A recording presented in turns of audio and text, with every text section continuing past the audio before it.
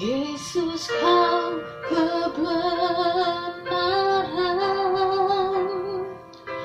yang menyelamatkanku. Kau memberikanku hidup dan pengharapan.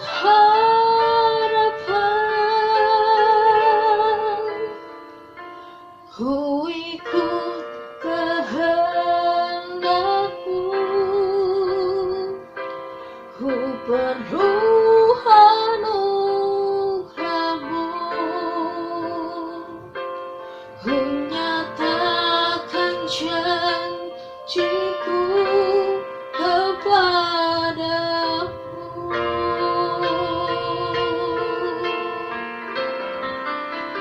Kalau ku hidup bagi-Mu, hatiku tetap menyembah-Mu. Dunia tak bisa menjauhkanku dari kasih-Mu. Selama ku hidup bagi-Mu, mataku tetap memandang-Mu. Dunia tak bisa menjauhkanku dari kasih-Mu.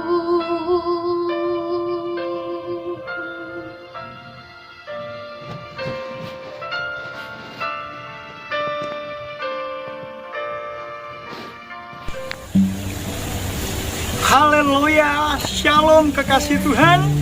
Pastikan setiap saya dan saudara untuk tetap ada di dalam kasih karunia dan damai sejahteranya, sehingga setiap saya dan saudara yang hidup melewati dalam banyak tantangan ini tetap ada di dalam ketenangannya. Kekasih Tuhan, tidak ada seorang pun yang bisa menghindari dari yang namanya stres. Karena tiba-tiba setiap manusia mengalami yang namanya perubahan, yang diperhadapkan dengan situasi yang mengancam, yang menekan, sehingga jiwa saya dan saudara digoncangkan oleh sesuatu yang membuat kita stres. Stres itu bisa dipicu dengan keadaan dompet yang semakin menipis, apalagi tanggalnya sudah tua. Kekasih Tuhan, stres juga dipicu oleh sesuatu yang kita sudah berdoa dan berdoa, tetapi tidak mengalami jawaban dan menunggu hingga saat ini. Seorang yang stres juga bisa dipicu oleh suatu keinginan, itu dalam keluarga, rumah tangga, mungkin menghendaki ada anak supaya cepat ada, tetapi sampai sekarang sekian tahun belum ada dan belum mendapatkannya. Kekasih Tuhan, stres itu dipicu oleh kesehatan saya dan saudara, mungkin dengan adanya sakit penyakit yang seakan-akan tidak ada obatnya dan tidak ada jalan keluar, sehingga lama menahan rasa nyeri dan rasa sakit. Stres itu dipicu oleh banyak hal. Tetapi kekasih Tuhan, saya dan saudara sebagai orang yang percaya, firman-Nya memberitahukan dan menegaskan untuk harus mendengarkan, wajib memperhatikan.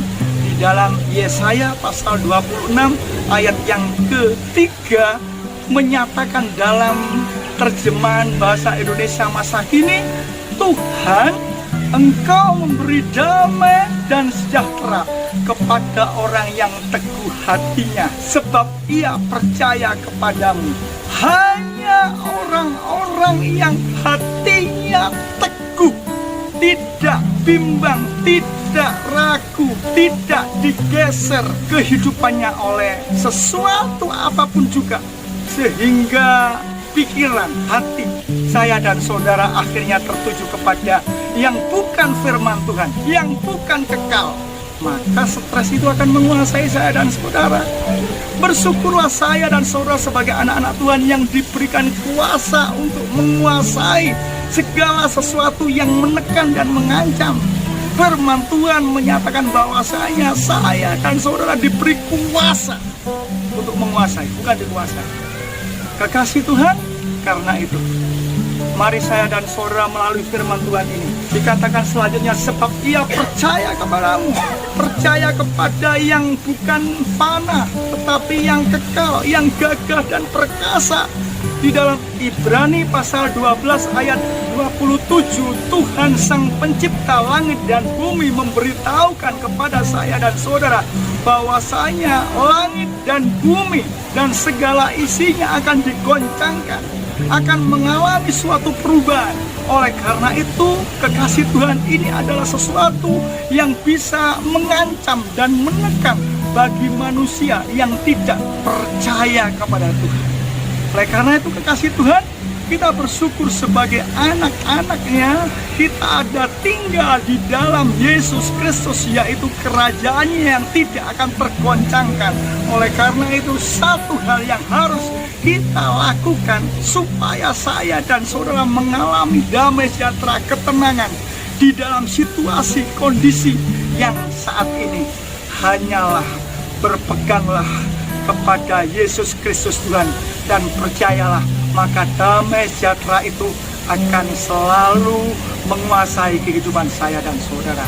Firman Tuhan yang ada di dalam Yesaya pasal 26 ayat yang keempat menyatakan, percayalah kepada Tuhan senantiasa, sebab Tuhan Allah selalu melindungi saya dan saudara.